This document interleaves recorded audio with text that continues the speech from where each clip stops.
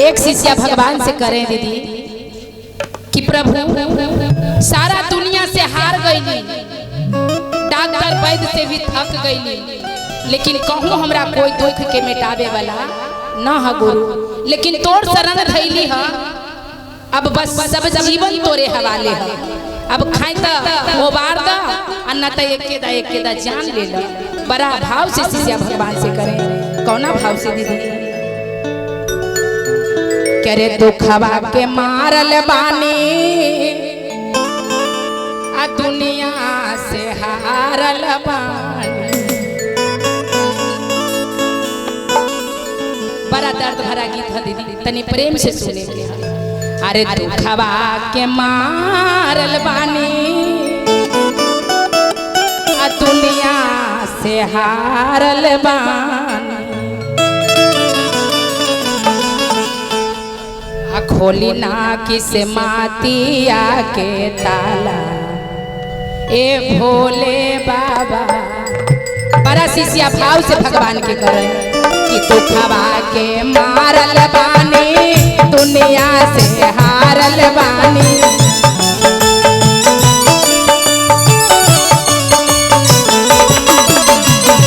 दुखवा के मारल बानी दुनिया से हारल बानी।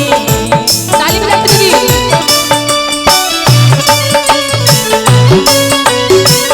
बोली ना किस मातिया के ताला डामरुआ वाला।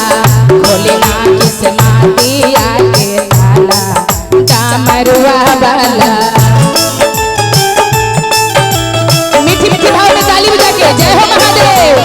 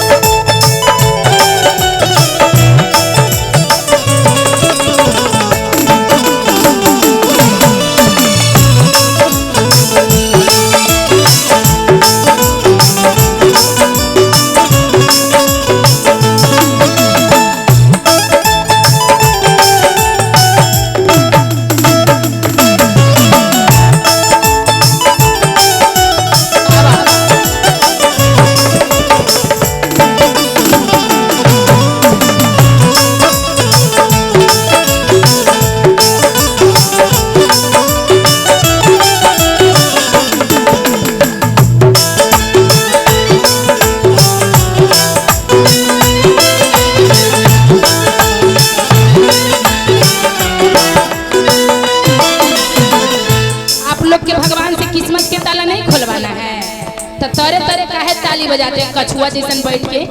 दोनों हाथ उठा के भक्ति में ताली बजाते रहना चाहिए। भंगिया ले अइले बानी ठठुरा ले अइले बानी।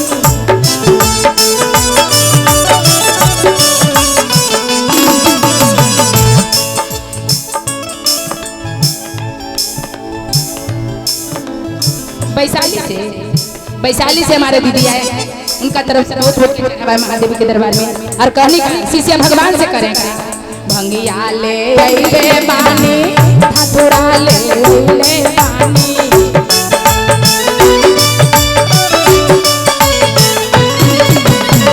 राम नाम लिखले बानी तोह पर चढ़ैले बानी। ताली बजा के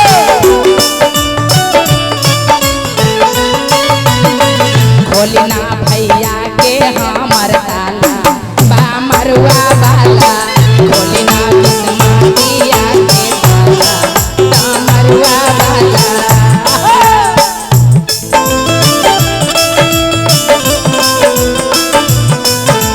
ताली बजा के झूम के दीदी।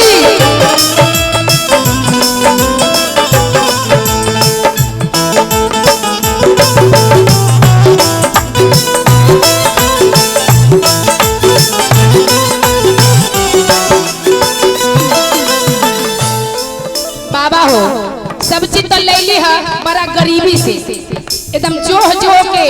काहे कि सब चीज पैसा से मिलता है, लेकिन भांग धतूरा तक वहीं से ला के चढ़ा देते हैं। अरे नहिरा से थाकल बानी ससुरा से हारल बानी।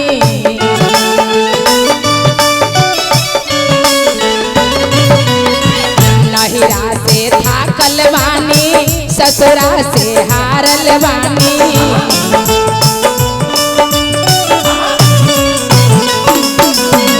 केहू नाही दुखावा भूलैया डमरुआ वाला केहू नाही दुखावा भूजैया डमरुआ वाला खोलिदा की समातिया के ताला डमरुआ वाला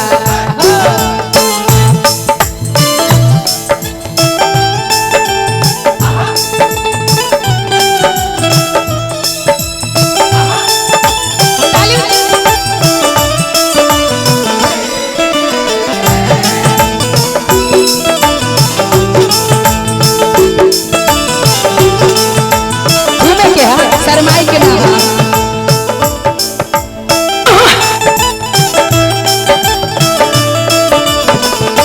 ताली बजा के झूम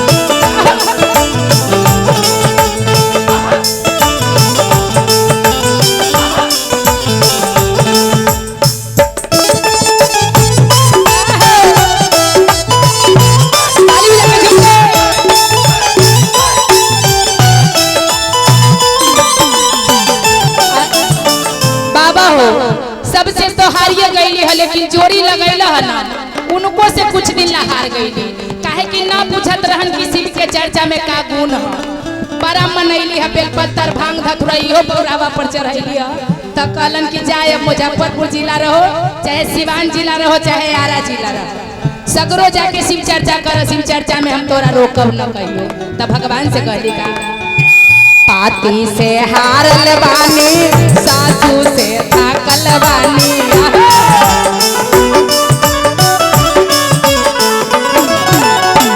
गोतनों से हारल बानी देवरा से थाकल बानी